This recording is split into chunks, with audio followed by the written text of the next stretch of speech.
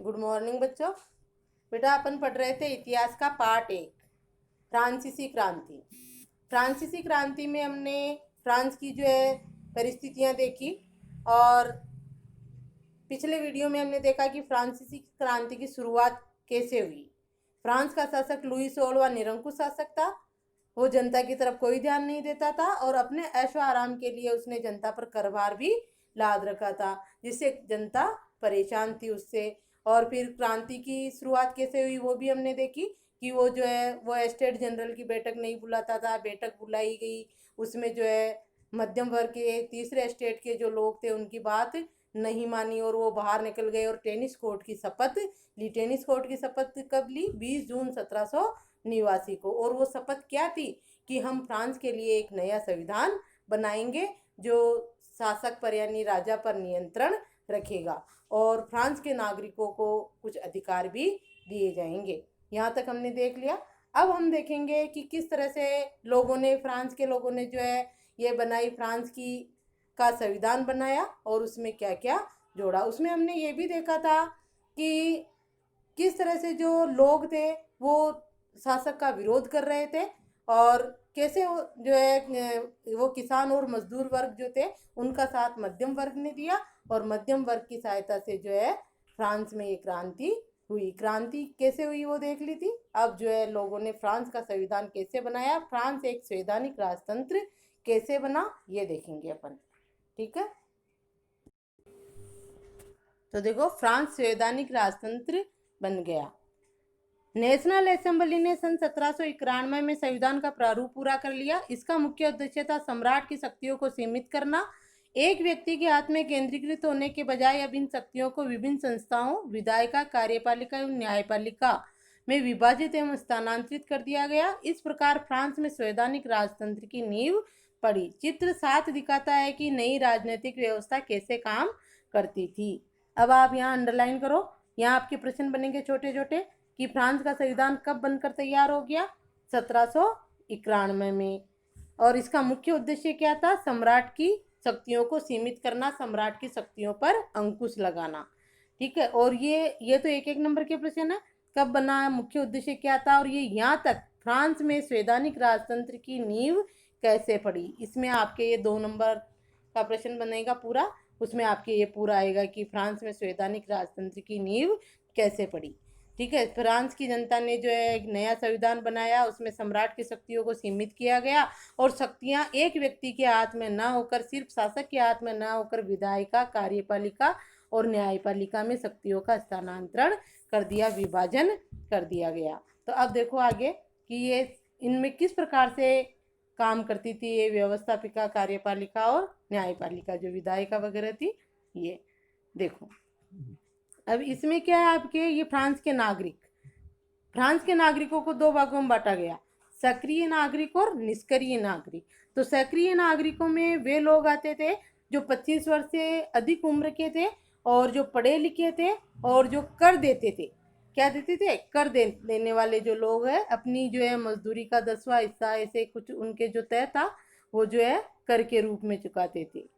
3 दिन की मजदूरी के बराबर, 1 महीने में 3 दिन की मजदूरी के बराबर वो कर दे सके, ऐसे लोगों को सक्रिय नागरिकों में रखा गया। तो इसमें देखो निष्क्रिय नागरिक कौन थे? जिनको मताधिकार प्राप्त नहीं था। लगभग 30 लाख पुरुष, महिलाओं और बच्चों और 25 वर्ष से कम उम्र के व्यक्तियों को मताधिकार प्राप्त नहीं था और ये निष्क्रिय नागरिक कहलाते थे। महिलाओं को भी मताधिकार प्राप्त नहीं था। सक्रिय नागरिकों में जो है मताधिकार प्राप्त लोग 2.8 करोड़ की जनसंख्या में लगभग 40 लाख लोग थे जो सक्रिय नागरिक थे। इन्हीं को वोट देने का अधिकार था। अब ये 40 लाख लोग जो है वोट देकर ये निर्वाचक मंडल चुनते थे। क्या चुने? ये निर्वाचक। और ये निर्वाचक मंडल जो है वो चुनता था नेशनल असेंबली, जिसमें ये 743 सदस्य थे। ठीक है, ये लोग तो किनको चुनते थे? इनको। और ये लोग किनको चुनते थे? इनको। ठीक है, और ये जो नेशनल असेंबली बन गई, और ये नेशनल असेंबली जो है किस पर नियंत्रण रखती थी? सम्राट पर और सम्राट के मंत्री परिषद पर। ठीक है, और ये जो सम्राट, इसकी जो संविधान की बात थी उस पर जो है उसको निषेध घोषित नहीं कर सकता था। तो इस तरह से ये थी इनकी विधायिका और ये कार्यपालिका। कार्यपालिका में सम्राट और मंत्री परिषद आती थी, और ये था न्यायालय, न्यायपालिका। उसमें जो है न्यायाधीश होते थे, न्यायाधीश को भी जनता वोट देकर चुनती थी। यही सक्रिय नागरिक जो है वोट देकर न्यायाधीश को चुनते थे। ये इस तरह की व्यवस्था कर दी गई फ्रांस में। अब जो है सारी शक्तियां राजा के पास नहीं थी। अब देखो, सन 1791 में संविधान के ने कानून बनाने का अधिकार नेशनल असेंबली को सौंप दिया। अब कानून कौन बनाता था? राजा की इच्छा नहीं चलती थी, नेशनल असेंबली कानून बनाती थी संविधान के अनुसार। नेशनल असेंबली अप्रत्यक्ष रूप से चुनी जाती थी। सर्वप्रथम नागरिक एक निर्वाचक समूह का चुनाव करते थे, वो बताया आपको सारणी में, निर्वाचक समूह का चुनाव करते थे जो पुनः असेंबली के सदस्यों को चुनते थे। ये निर्वाचक सदस्य, ये वाले ये निर्वाचक सदस्य होंगे आपके, ये नागरिक, सक्रिय नागरिक, ये निर्वाचक सदस्य, और इन्होंने असेंबली को चुना, इसी का बताया गया है। असेंबली के सदस्यों को चुनते थे। सभी नागरिकों को मतदान का अधिकार नहीं था। 25 वर्ष से अधिक उम्र वाले ऐसे पुरुषों को सक्रिय नागरिक, जिन्हें मत देने का अधिकार था, का दर्जा दिया गया, जो कम से कम 3 दिन की मजदूरी के बराबर कर चुकाते थे, वही जो है मतदान कर सकते थे। शेष पुरुषों और महिलाओं को निष्क्रिय नागरिक के रूप में वर्गीकृत किया गया था। निर्वाचक की योग्यता प्राप्त करने तथा असेंबली का सदस्य होने के लिए लोगों को करदाताओं की उच्चतम श्रेणी में होना जरूरी था। जो ज़्यादा से ज़्यादा कर चुका है वही जो है ये नेशनल असेंबली का सदस्य चुने जाने के योग्य था। तो ऐसे में कौन आ जाता है? अमीर वर्ग ही आ जाता है, तृतीय वर्ग स्टेट का भी, जो उच्चतम करदाताओं की श्रेणी में हो, जो सबसे ज़्यादा कर देता हो, वही जो है नेशनल असेंबली का सदस्य बन सकता है। ऐसी व्यवस्था थी उसमें।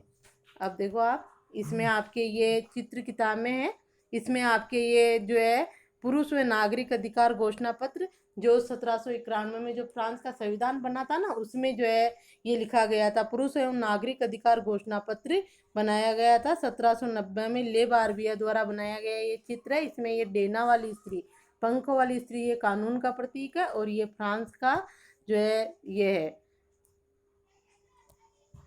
इस स्त्री को, फ्रांस को, आकृति फ्रांस को, और दूसरी स्थिति जो है कानून को निरूपित करती है। डेना वाली स्त्री ये कानून का प्रतीक, और ये फ्रांस का प्रतीक है। अब देखो आगे, ये है पुरुष एवं नागरिक अधिकार घोषणा पत्र, ये वाला जो 1791 के संविधान में फ्रांस की नेशनल असेंबली ने बनाया था। इसमें जो है नागरिकों को क्या क्या अधिकार दिए गए वो भी पढ़ेंगे अपन। देखो आगे, संविधान पुरुष एवं नागरिक अधिकार घोषणा पत्र के साथ शुरू हुआ था। अंडरलाइन कर लो इन पे भी। संविधान किसके साथ शुरू हुआ? पुरुष एवं नागरिक, और अधिकार भी सिर्फ किसको? पुरुषों को ही। महिलाओं को तो मतदान का अधिकार ही नहीं था। जीवन के अधिकार, अभिव्यक्ति की स्वतंत्रता के अधिकार और कानूनी बराबरी के अधिकार को नैसर्गिक और अहरणीय अधिकार के रूप में स्थापित किया गया। इस पे अंडरलाइन करो, इस पे कर लोगे। ये पुरुष नागरिक अधिकार घोषणा पत्र, ठीक है। इसमें जीवन का अधिकार, अभिव्यक्ति की स्वतंत्रता का अधिकार यानी विचार प्रकट करने का, और कानूनी बराबरी यानी कानून के समक्ष सभी बराबर का अधिकार, नैसर्गिक यानी प्राकृतिक और अहरणीय थे, जिसका कोई हरण नहीं कर सकता, ऐसे अधिकार दिए गए। फिर किसमें? फ्रांस के संविधान में, जो 1791 में बनकर तैयार वह स्थापित किया गया। अर्थात ये अधिकार प्रत्येक व्यक्ति को जन्मान प्राप्त थे। जन्मान यानी जन्म से ही प्राप्त थे, और इन अधिकारों को छीना नहीं जा सकता था। राज्य का यह कर्तव्य माना गया कि वह प्रत्येक नागरिक के नैसर्गिक अधिकारों की रक्षा करे। ये किसमें लिखा हुआ था? 1791 के जो है संविधान के प्रारूप में, फ्रांस के नए संविधान में नागरिकों को ये अधिकार दिए गए। देखो स्रोत है, देखो ये क्रांतिकारी पत्रकार है जा पाल मरा। इसका नाम क्या है पत्रकार का? जा पाल मरा ने अपने अखबार लामी द पीपल यानी जनता का मित्र, अखबार का नाम में, नेशनल असेंबली द्वारा तैयार किए गए संविधान पर टिप्पणी की थी। ये जो पत्रकार है, इसने जो नया संविधान बना फ्रांस का, उसके बारे में क्या कहा देखो। जनता के प्रतिनिधित्व का कार्यभार अमीरों को सौंप दिया गया है। गरीबों और शोषितों की दशा केवल शांतिपूर्ण तरीकों से कभी नहीं सुधर सकती। ये इस बात का अकाट्य प्रमाण है कि धनाढ्य वर्ग कानून को कैसे प्रभावित करता है। फिर भी ये कानून तभी तक चलेंगे जब तक लोग इन्हें मानेंगे। जिस तरह उन्होंने कुलीनों द्वारा लादे गए जुए को उतार फेंका, एक दिन वही हर्ष अमीरों का करेंगे। देखो जो फ्रांस का संविधान बना उसके बारे में जो ये पत्रकार है इसने कहा कि ये अमीरों का संविधान संविधान बना है, क्योंकि गरीबों को, महिलाओं को, मजदूर किसान वर्ग को तो उसमें मतदान करने का अधिकार ही नहीं था। तीसरे वर्ग के भी अमीर लोग इसमें थे, तो उन्होंने कहा कि ये जैसे कुलीनों के हाथ में था पहले शासन, इस तरह अब किसके हाथ में आ गया है, अमीरों के हाथ में आ गया है। तो इस पत्रकार ने फ्रांस के संविधान की आलोचना ही की है। अब देखो, पुरुष एवं नागरिक अधिकार घोषणा पत्र स्रोत गए, इसमें क्या क्या था। आदमी स्वतंत्र पैदा होते हैं, स्वतंत्र रहते हैं और उनके अधिकार समान होते हैं, यानी प्रत्येक नागरिक को जो है स्वतंत्रता और समानता का अधिकार दिया गया। हर एक राजनीतिक संगठन का लक्ष्य आदमी के नैसर्गिक एवं अहरणीय अधिकारों को संरक्षित रखना है। ये अधिकार है स्वतंत्रता, संपत्ति, सुरक्षा एवं शोषण के प्रतिरोध का अधिकार। देखो ये इन पे भी अंडरलाइन कर लो, ये भी एक नंबर का प्रश्न पूछा जा सकता है। फ्रांस के नए संविधान में नागरिकों को स्वतंत्रता का अधिकार, संपत्ति का अधिकार, अपनी सुरक्षा और शोषण के विरुद्ध जो है विरोध करने का अधिकार दिया गया है, शोषण का प्रतिरोध करने का अधिकार दिया गया और इनको नैसर्गिक बताया गया, अहरणीय बताया गया है कि इन अधिकारों का हनन कोई नहीं कर सकता। हर एक राजनीतिक संगठन का लक्ष्य होगा कि वो इन अधिकारों को सुरक्षित रखे, नागरिकों की रक्षा करे। जैसे अभी हमारा संविधान हमारे जो है मौलिक अधिकारों की रक्षा करता है, उस तरह। देखो अगला, समग्र संप्रभुता का स्रोत राज्य में निहित है। कोई भी समूह या व्यक्ति ऐसा अनाधिकार प्रयोग नहीं करेगा जिससे जनता की सत्ता की स्वीकृति न मिली हो। संप्रभुता का स्रोत किसमें है, राज्य में निहित है। और कोई भी समूह या व्यक्ति ऐसा अनधिकार प्रयोग नहीं करेगा, यानी जो उसके अधिकार में ही नहीं है वो उसका प्रयोग नहीं करेगा। जनता की सत्ता की स्वीकृति न मिली हो, यानी लोगों की स्वीकृति लेना आवश्यक है। स्वतंत्रता का आशय ऐसे काम करने की शक्ति से है जो औरों के लिए नुकसानदेह न हो। व्यक्ति को स्वतंत्रता का अधिकार तो दिया गया है, लेकिन वो ऐसी स्वतंत्रता का प्रयोग करे कि किसी दूसरे की स्वतंत्रता भंग नहीं हो रही हो, किसी दूसरे के लिए नुकसानदेह नहीं हो, यानी दूसरे की स्वतंत्रता की भी रक्षा करनी है। समाज के लिए किसी भी हानिकारक कृत्य पर पाबंदी लगाने का अधिकार कानून के पास है। समाज के लिए जो हानिकारक कार्य कर रहा है अगर कोई नागरिक, तो उस पर अधिकार, कानून को अधिकार है कि वह उस पर पाबंदी लगाए। समाज के लिए हानिकारक कार्य करने के लिए कोई नागरिक स्वतंत्र नहीं है। ये सब किस में लिखा, फ्रांस के संविधान में। कानून सामान्य इच्छा की अभिव्यक्ति है। सभी नागरिकों को व्यक्तिगत रूप से या अपने प्रतिनिधियों के माध्यम से इसके निर्माण में भाग लेने का अधिकार है। कानून की नज़र में सभी नागरिक समान है, समानता का अधिकार दिया गया। कानून के लिए सभी समान है और कानून सबके लिए समान है। कानून सम्मत प्रक्रिया के बाहर किसी भी व्यक्ति को न तो दोषी ठहराया जा सकता है और न ही गिरफ्तार या नजरअंदाज किया जा सकता है। वो लुई 16वां कर लेता था ना गिरफ्तार, उस बास्तिल दुर्ग में, तो इसमें संविधान में लिखा गया है कि कानून सम्मत प्रक्रिया के बाहर किसी भी व्यक्ति को दोषी भी नहीं ठहराया जा सकता और उसे गिरफ्तार भी नहीं किया जा सकता। प्रत्येक नागरिक बोलने, लिखने और छापने के लिए आज़ाद है, लेकिन कानून द्वारा निर्धारित प्रक्रिया के तहत ऐसी स्वतंत्रता के दुरुपयोग की जिम्मेदारी भी उसी की होगी। यानी स्वतंत्रता, विचार अभिव्यक्ति का, लिखने का, बोलने का अधिकार दिया, जब ही लिख दिया ना उस पत्रकार ने, लेकिन कानून द्वारा जो निर्धारित प्रक्रिया है उसके तहत स्वतंत्रता का आप दुरुपयोग नहीं करोगे। सार्वजनिक सेना तथा प्रशासन के खर्चे चलाने के लिए एक सामान्य कर लगाना अपरिहार्य है।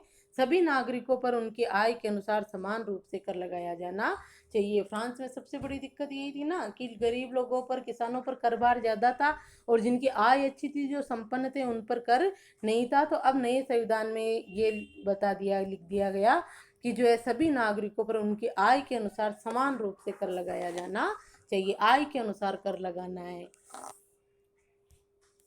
क्योंकि संपत्ति का अधिकार एक पावन और अनुल्लंघनीय अधिकार है, अतः किसी भी व्यक्ति को इससे वंचित नहीं किया जा सकता जब तक कि विधि द्वारा स्थापित प्रक्रिया के तहत सार्वजनिक आवश्यकता के लिए संपत्ति का अधिग्रहण करना आवश्यक न हो। ऐसे मामले में अग्रिम मुआवजा जरूर दिया जाना चाहिए। संपत्ति का अधिकार दिया गया है सबको और किसी भी व्यक्ति को उससे वंचित नहीं किया जा सकता जब तक विधि यानी कानून द्वारा स्थापित प्रक्रिया के तहत सार्वजनिक आवश्यकता के लिए संपत्ति का अधिग्रहण करना आवश्यक न हो। सार्वजनिक आवश्यकता के लिए संपत्ति का अधिग्रहण यानी इकट्ठा करना आवश्यक न हो, तब तक व्यक्ति अपनी संपत्ति इकट्ठा कर सकता है। तो इस तरह से ये फ्रांस के संविधान का देखो, ये भी आपके पूरा प्रश्न आ सकता है।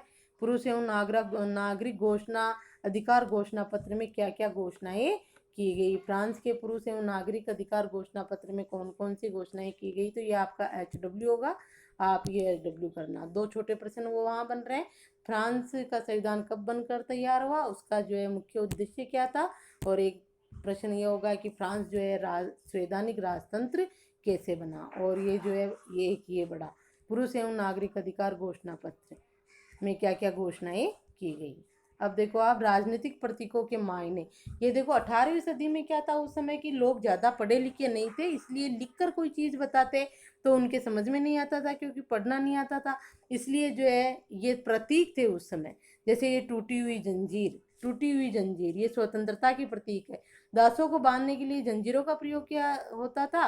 टूटी हुई हथकड़ी उनकी आज़ादी का प्रतीक थी। तो प्रश्न आपके यही पूछा जाएगा कि टूटी हुई जंजीर किसका प्रतीक है, आज़ादी का। इस तरह से, ठीक है। टूट गई जंजीर, अब नहीं बांधेंगे ना, तो स्वतंत्र हो गए। ऐसे छड़ों का बर्छीदार गट्ठर, अकेली छड़ी को आसानी से तोड़ा जा सकता है पर पूरे गट्ठर को नहीं, एकता में ही बल है। ये देखो ये छड़ियाँ है ना, ये बांध रखी है, अलग अलग है, इनको जो इससे बांध दी तो ये एकता का प्रतीक है। किसका प्रतीक है, एकता का। क्या ये छड़ों का जो है बर्छीदार गट्ठर एकता का प्रतीक है। त्रिभुज के अंदर रोशनी बिखेरती आंख, सर्वदेशी आंख ज्ञान का प्रतीक है। किसका प्रतीक है, ज्ञान का। आपको सिर्फ यही याद रखना है कि भाई किसका प्रतीक है। सूर्य की किरणें अज्ञान रूपी अंधेरे को मिटा देती है। आगे देखो राजदंड, ये शाही सत्ता का प्रतीक है। राजदंड ये शाही सत्ता का प्रतीक है। और यह है अपनी पूंछ मुंह में लिए सांप। देखो सांप जो अपनी पूंछ कहाँ ले रखा है, मुंह में। ये समानता का प्रतीक है। चारों तरफ से क्या हो गया, समान, इसका कोई छोर नहीं होता है। अब इसका अंतिम किनारा कोई सा ही नहीं है, गोल हो गया। तो ये किसका प्रतीक है, समानता का। ये आपको याद रखना है, 1 नंबर का कोई सा भी प्रश्न पूछा जा सकता है कि समानता अपनी पूंछ मुंह में लिए सांप किसका प्रतीक है, पर्चीदार वो गट्ठर किसका प्रतीक है, टूटी हुई जंजीर किसका प्रतीक है, ये सब। अब है फिर लाल फ्राइजियन टोपी, ये किसका प्रतीक है, दासों द्वारा स्वतंत्र होने के बाद पहनी जाने वाली टोपी। जो दास थे और स्वतंत्र हो गए वो ये टोपी पहनते, तो जिससे कि पता चल जाता कि ये दास आज़ाद है। नीला सफ़ेद और लाल, अब ये पूछा जाता है, अधिकतर प्रश्न इसका आता है। फ्रांस के राष्ट्रीय ध्वज का रंग है, फ्रांस के राष्ट्रीय रंग नीला सफ़ेद और लाल। ये डेना वाली स्त्री ऊपर आई थी ना, डेना यानी पंखों वाली स्त्री, कानून का मानवीय रूप है ये। और ये विधिपट, कानून सबके लिए समान है और उसकी नज़र में सब बराबर है। ये है विधिपट। विधिपट, पट है ना ये गेट जैसे, तो कानून सबके लिए समान है और उसकी नज़र में सब बराबर है। ये प्रतीक है, ठीक है। फ्रांस के प्रतीक, तो आप इनके बारे में भी लिखोगे, ये भी आपका HW रहेगा बेटा। इन सबको ऐसे लिख लो जैसे टूटी हुई जंजीर समानता का प्रतीक, इस तरह से लिख लो आप। राजनीतिक प्रतीकों के मायने, इस तरह ये हेडिंग डाल लो, ये भी आपका HW रहेगा। HW साथ का साथ दे रही हूँ वीडियो में, आप कर लेना। ये हेडिंग, ये राजनीतिक प्रतीकों के मायने, ठीक है। ये हेडिंग डाल के फिर आप ये लिखो, जैसे ये लिख लो टूटी हुई जंजीर आज़ादी का प्रतीक, ऐसे ही लिखना है बस, ठीक है। और जैसे ये है तो ये लिखो छड़ों का बर्छीदार गट्ठर एकता का प्रतीक, इस तरह से, ठीक है। ये होमवर्क करना है आपको। अब इसमें देखो ये बॉक्स में क्रियाकलाप आप खुद पढ़ के करना देगा। इनको क्या लिखा हुआ है, क्रियाकलाप जो अपन ने पढ़ा उसके बारे में ही है ये हो गया। देखो जैसे बॉक्स 1 में स्वतंत्रता समानता एवं बंधुत्व के प्रतीकों की पहचान कीजिए। तो स्वतंत्रता का प्रतीक क्या है, वो टूटी हुई जंजीर। समानता का प्रतीक क्या है, वो पूंछ मुंह में लिए सांप। बंधुत्व का यानी एकता का प्रतीक गट्ठर, इस तरह से। ले बर्बिए ने पुरुष एवं नागरिक अधिकार घोषणा पत्र में चित्रित प्रतीकों की व्याख्या करें। चित्र 8 में जो व्याख्या ये करी दिया है, मैंने होमवर्क दिया है आपको, यही है इसका उत्तर, ठीक है। आप ये भी करोगे, ये भी करोगे। ये जो मैंने दिया ना आपको राजनीतिक प्रतीकों की व्याख्या का, तो यही वाला है ये, ठीक है। जो HW मैंने दिया अभी आपको कि आप प्रतीक लिखकर, जैसे टूटी हुई जंजीर लिखकर समानता का प्रतीक, स्वतंत्रता का प्रतीक ऐसे लिखो, उसी का उत्तर है ये, ठीक है। 1791 के संविधान में नागरिकों को दिए गए राजनीतिक अधिकार के घोषणा पत्र स्रोत गए कि अनुच्छेद 1 और 6 में दिए गए अधिकारों की तुलना कीजिए। उनको पढ़कर आप तुलना कर लेना कि उसमें क्या समानता है या नहीं है। जो भी 1791 में संविधान से फ्रांसीसी समाज में कौन से समूह लाभान्वित हुए, एक आपको ये भी करना है। 1791 के जो है फ्रांसीसी समाज के कौन से समूह लाभान्वित हुए और किन समूहों को इससे असंतोष हो सकता था। मरा जो था ना पत्रकार, उसने लिखा, ने भविष्य के बारे में कौन से पूर्वानुमान लगाए थे। क्या अनुमान लगाए थे कि जैसे फ्रांस की जनता ने कुलीन शासन का विरोध किया और इसको उखाड़ फेंकने के लिए तैयार हुए, वैसे एक दिन ये इस अमीरों के शासन को भी उखाड़ फेंकेंगे इस तरह से। और कौन से शासक लाभान्वित हुए, अमीर वर्ग जो था वो लाभान्वित हुआ इससे, तीसरे वर्ग का। तो इस तरह से आप ये क्रियाकलाप आप शोन करोगे। फिर है फ्रांस की घटनाओं से निरंकुश राजतंत्र वाले प्रशा, ऑस्ट्रिया, हंगरी या स्पेन आदि देशों पर पड़ने वाले प्रभावों की कल्पना कीजिए। दूसरे देशों पर क्या प्रभाव पड़ा फ्रांस की घटनाओं से? वहां भी निरंकुश राजतंत्र था, तो कि ये जो है फ्रांस से प्रेरणा लेकर हमारे देश की जनता भी इस तरह का जो है क्रांति कर सकती है। फ्रांस में हो रही घटनाओं की खबरों पर राजाओं, व्यापारियों, किसानों, कुलीनों एवं पादरियों ने कैसी प्रतिक्रिया दी? तो इन्होंने तो गलत ही दी, क्योंकि ये तो स्वतंत्रता चाहते थे अपने, इनको तो लाभ था इसमें, कुलीनों को, पादरियों को। तो फ्रांस की घटनाओं के निरंकुश राजतंत्र वाले, ये इसमें क्या है आपके, फ्रांस में हो रही घटनाओं की खबरों पर राजाओं, व्यापारियों, किसानों, कुलीनों और पादरियों ने कैसी प्रतिक्रिया दी होगी। यानी इन्होंने तो गलत ही प्रतिक्रिया दी होगी, क्योंकि ये तो वही चाहते थे। अब देखो फ्रांस में राजतंत्र का उन्मूलन और गणतंत्र की स्थापना कैसे हुई, इसको और देख लो। राजतंत्र का उन्मूलन हो गया, नागरिक वो संविधान बन गया, पुरुष नागरिक घोषणा पत्र तैयार हो गया। अब देखो क्या होता है, फ्रांस की स्थिति आने वाले वर्षों में भी तनावपूर्ण बनी रही। उसके बाद 1791 के बाद, यद्यपि लुई 16वां ने संविधान पर हस्ताक्षर कर दिए थे, मान गया था लुई 16वां, परंतु प्रसा के राजा ने उसकी गुप्त वार्ता चलती रहती थी। ये प्रसा, ऑस्ट्रिया, यहाँ भी निरंकुश राजतंत्र था, तो ये लोग गुट मिला रहे थे। फ्रांस की घटनाओं से अन्य पड़ोसी देशों के शासक भी चिंतित थे, इसलिए 1789 की गर्मियों के बाद होने वाली ऐसी घटनाओं को नियंत्रित करने के लिए इन शासकों ने सेना भेजने की योजना बना ली थी। लेकिन जब तक इस योजना पर अमल होता, अप्रैल 1792 में नेशनल असेंबली ने प्रसा एवं ऑस्ट्रिया के विरुद्ध युद्ध की घोषणा का प्रस्ताव पारित कर दिया। जब नेशनल असेंबली को पता चला इस बात का कि ये प्रसा, ऑस्ट्रिया और फ्रांस ये मिलकर जो है युद्ध की तैयारी कर रहे हैं, तो उन्होंने जो है पहले ही इस पर युद्ध की घोषणा का प्रस्ताव पारित कर दिया। किसने? नेशनल असेंबली ने। प्रांतों से हजारों स्वयंसेवी सेना में भर्ती होने के लिए जमा होने लगे। उन्होंने इस युद्ध को यूरोपीय राजाओं एवं कुलीनों के विरुद्ध जनता की जंग के रूप में ले लिया। इन्होंने किसके रूप में ले लिया? यूरोपीय राजाओं और कुलीनों के विरुद्ध जनता की जंग की, इधर शासक वर्ग और इधर जनता जो है इसका विरोध करेगी, इसके विरुद्ध लड़ेगी, इसमें ले लिया। उनके होठों पर देशभक्ति के तो जो तराने थे, उनमें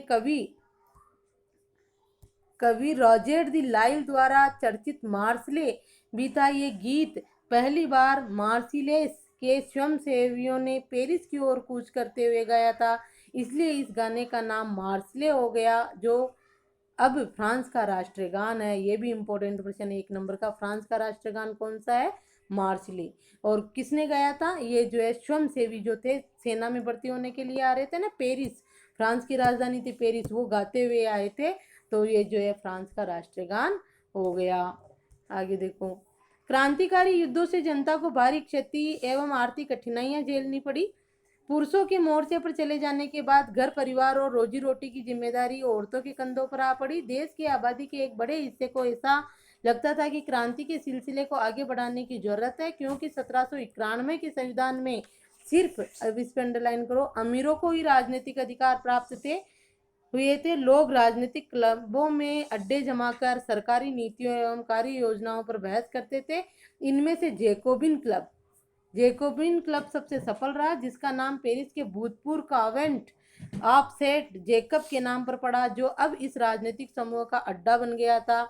इस पूरी अवधि में महिलाएं भी सक्रिय थी और उन्होंने भी अपने क्लब बना लिए थे। इस अध्याय के खंड में आप उनकी गतिविधियों एवं मांगों के बारे में और जानेंगे। देखो अब क्या होता है कि ये जो है 1791 का संविधान था, वो अमीरों को ही राजनीतिक अधिकार प्राप्त हुए थे, हमने देख लिया पहले। जो 3 दिन का कर जमा करा सकते थे, वही जो है निर्वाचक मंडल के सदस्य थे, असेंबली में भी वही सदस्य गए। गरीबों को इससे कोई ज़्यादा लाभ नहीं हुआ और अमीरों के हाथ में राजनीतिक सत्ता आ गई, जैसे उस पत्रकार ने भी लिखा था। तो ऐसे में क्या कहते हैं कि लोग जो है राजनीतिक क्लबों में अड्डे जमाकर सरकारी नीतियों की योजनाओं पर बहस करते थे। और इसमें जो है सबसे सफल रहा एक जेकोबिन क्लब, जिसका जो है नेता वो मैक्स मिलियर था। आगे पढ़ेंगे अपन इसमें। मैक्स मिलियन रोबेस्पियर था जेकोबिन क्लब का नेता।